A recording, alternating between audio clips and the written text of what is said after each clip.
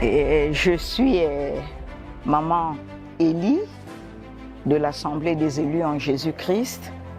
Et l'apôtre Jay, c'est mon père dans la foi. Et j'évolue dans cette assemblée. Et j'ai un témoignage à faire. Et quand j'étais enfant, à l'âge de 9 ans, une fois ma mère me faisait les tresses et elle avait constaté que j'avais un bouton sur la tête. Juste à ce niveau-là, au milieu de la tête. Et pour elle, elle se disait que c'était un abcès. Elle a pris un bois pour trouer. Mais sauf que ça ne se trouait pas et le bois ne faisait que rebondir. On m'a amené en ce temps-là, c'était le docteur Armstrong à la clinique des Manguiers. Et le médecin a fait les analyses, il a dit que c'était un kyste. Bon, à cet âge-là, je ne savais même pas ce que signifiait un kyste. Et j'ai grandi avec. Et vu l'âge, avec les produits cosmétiques que je mettais sur la tête, et ça avait pris du volume, en tout cas c'était un gros kyste sur ma tête. C'était en 1969 que ma mère avait constaté le bouton sur ma tête. Et maintenant, en 1984, quand je suis allée à la clinique Guénin, on m'a dit qu'il fallait qu'on incise ça. Donc c'était la première fois qu'on m'avait opéré pour le kyste. Et quand il avait opéré, c'était une grosse boule de graisse. Et quand il a ouvert à l'intérieur, il y avait un liquide marron. Ça, c'était en 84. Et malgré l'opération, ça a encore repoussé. Donc, 3 fois de suite, je me suis fait opérer.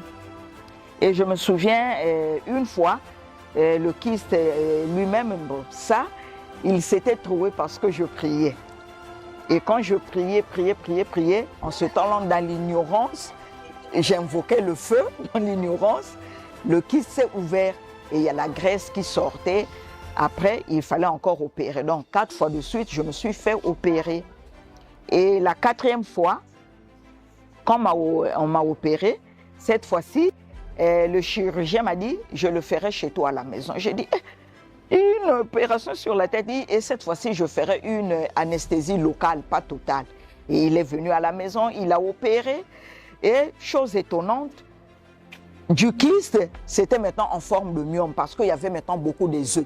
Et quand il a ouvert, il enlevait beaucoup des œufs.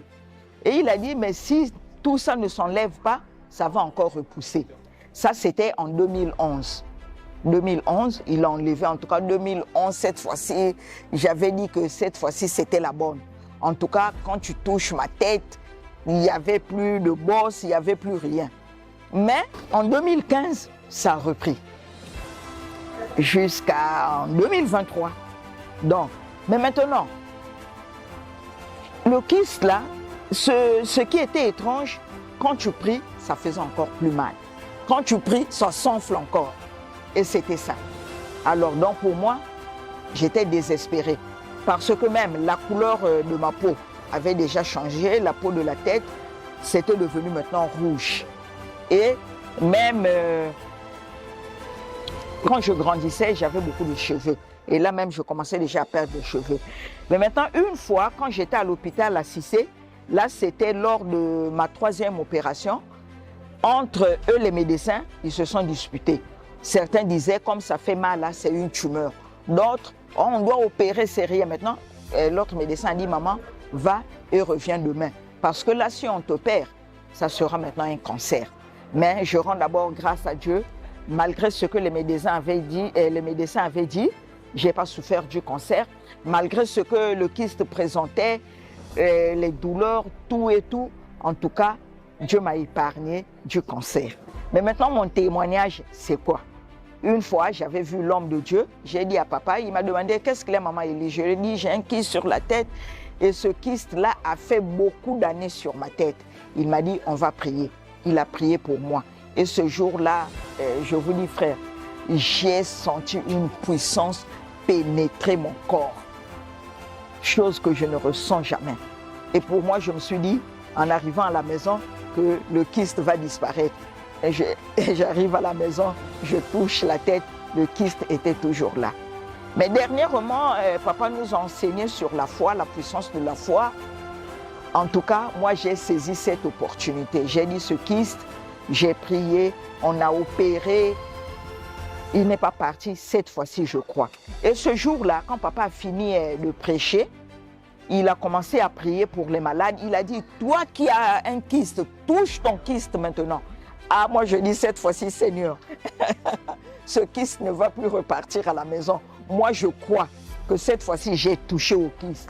Et papa ne m'a pas touché cette fois-ci. Il priait, il était sur la chair, il faisait des va-et-vient, il priait. Et pendant qu'il priait, moi j'ai dit, ton serviteur a dit, touche le kyste. Mais moi je sais aussi une chose, l'ombre de Pierre guérissait le malade. Donc pendant que ton serviteur est en train de marcher là, son ombre qui passe, son ombre est passée sur moi. Moi je crois que je vais être guéri.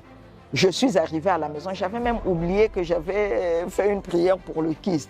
Mais maintenant, un jour, pendant que je me peignais les cheveux, je me rends compte que le kyste a disparu. Je dis, waouh! Je dis ça, je dois d'abord annoncer à l'homme de Dieu avant que je ne fasse le témoignage. Et pendant 58 ans que le kyste était sur ma tête, par la prière, le kyste a disparu. Les choses que les médecins n'ont pas pu, mais que Dieu a pu, parce qu'il est fidèle, il honore ce qui sort de la bouche de ses serviteurs. Son serviteur avait dit, moi j'ai saisi l'occasion, l'opportunité, et j'ai été guéri instantanément.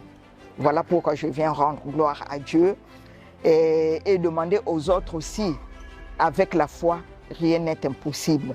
Même si ta situation a mis beaucoup d'années avec Dieu, ce n'est pas question d'années. Lui qui a créé le monde en 6 jours, en 1 heure, en 1 minute, il est capable de changer ta vie. Voilà pourquoi je viens rendre grâce à Dieu et dire merci. Et vraiment que Dieu bénisse son serviteur.